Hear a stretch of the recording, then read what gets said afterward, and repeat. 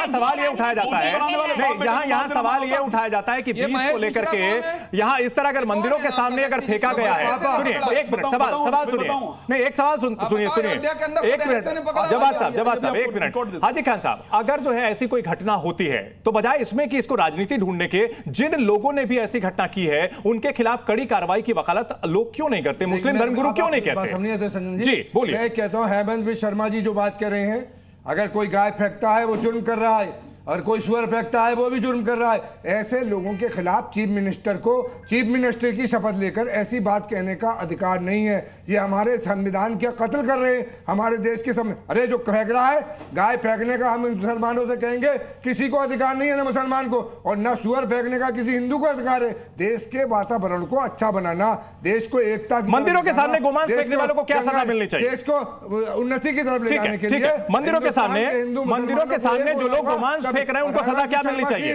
आपका दिया नाजिम खान आप अगले चीफ मिनिस्टर नहीं बनोगे आसाम के। नहीं राजनीतिक एंगल छोड़िए, एक मिनट नाजिम खान, ठीक है नाजिम खान उसको ऊपर वाला उठा के बैठे।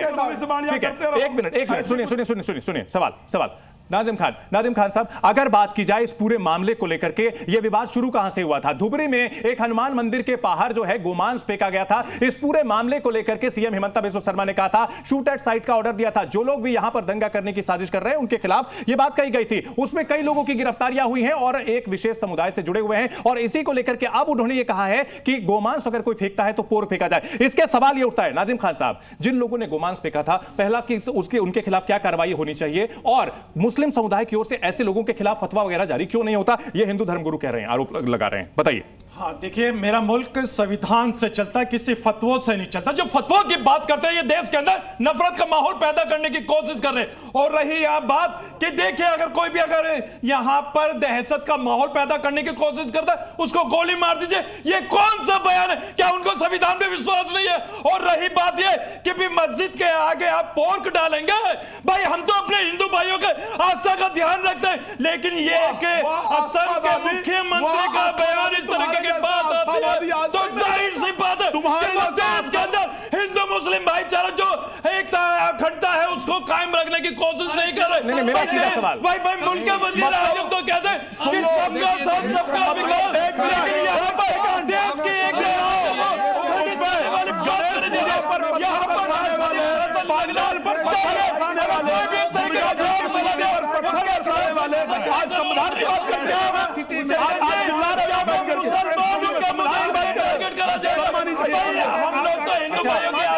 पूर्ण ख्याल करते हैं, लेकिन हम लोगों की आस्था को किस तरह से धज्जे उड़ाने की कोशिश कर रहे हैं।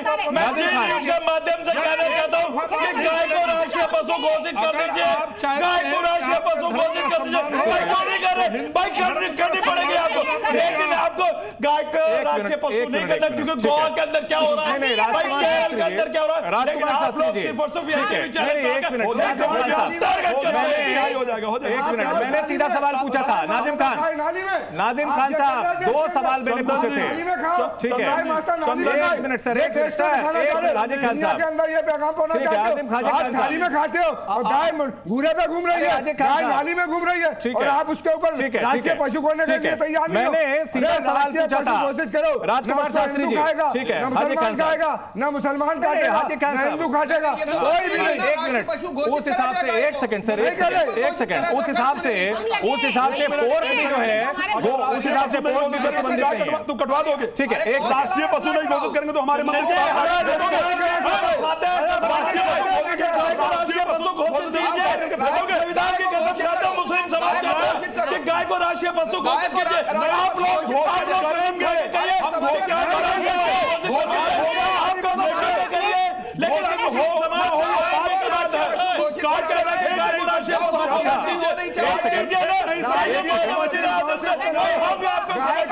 लेकिन आप लोग नहीं कहेंगे भाई, नहीं कहेंगे आप लोग। सुनिए एक सेकंड, ठीक है,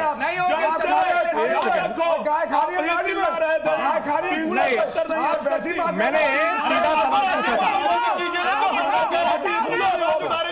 ठीक है आवाज उठा नाजिम आज नाजिम खान नहीं नाजिम खान मैंने 2 सवाल पूछे थे। एक मिनट सर एक करके बोलेंगे, एक साथ नहीं बोलेंगे, एक साथ नहीं बोलेंगे सर, एक सेकंड।